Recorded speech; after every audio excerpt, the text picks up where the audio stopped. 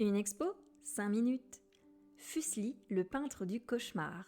Après Munch à Orsay et sa peinture métaphysique, je vous propose un voyage au musée Jacquemart-André avec Fuseli, peintre de l'étrange et du cauchemar. Comme quoi les institutions culturelles sont en phase actuellement pour nous présenter des rétrospectives d'artistes connus principalement pour une seule de leurs œuvres et dont la singularité est forte. Fuseli, tu ne connais sans doute pas son nom, mais en général tu connais ça. Ce cauchemar, peinture singulière et absolument unique en son temps, d'un peintre unique en son genre, Johann Heinrich Fuseli, qui aura marqué et inspiré son temps et sera l'artiste précurseur du romantisme noir. Admiré de son vivant, puis tombé en désuétude, le musée Jacquemart-André fait le pari de nous faire découvrir et aimer l'intégralité de son œuvre si particulière.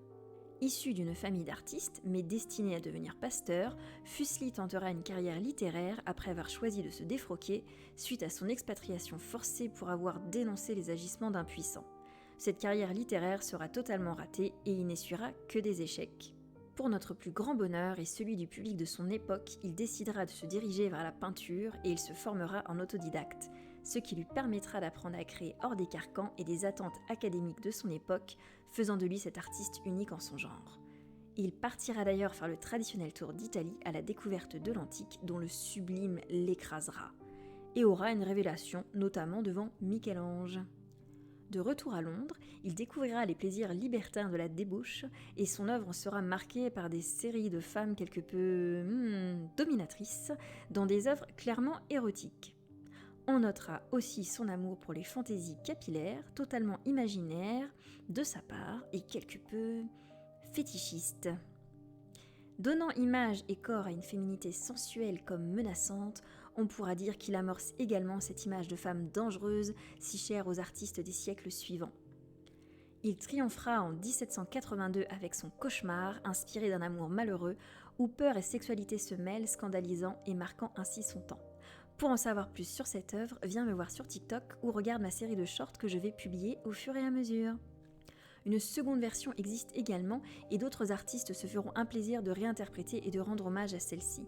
Un big up à la variante saphique de son œuvre qui met en scène deux amis ou deux sœurs en proie à la frayeur nocturne.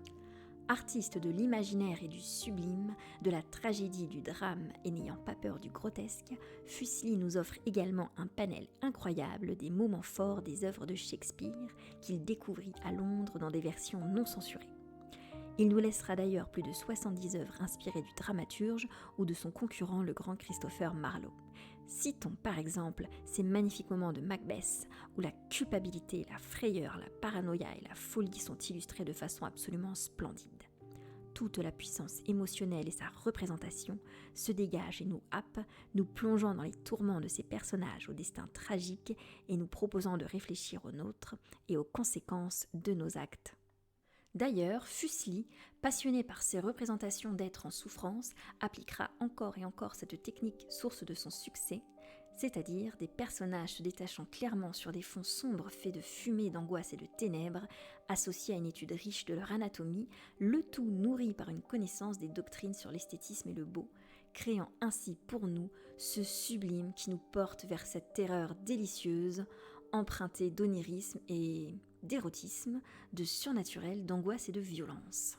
Fuseli convoque pour notre plaisir également les mythes antiques et l'imaginaire biblique ou encore nordique, comme avec cette incroyable œuvre Thor luttant contre le serpent de Midgard de 1790, si éloigné de l'académisme en vogue et qu'il présente pourtant pour rentrer à la Royal Academy qui l'accepte. Fuseli se joue ainsi des règles académiques, les contournant pour mieux mettre cette académie à ses pieds.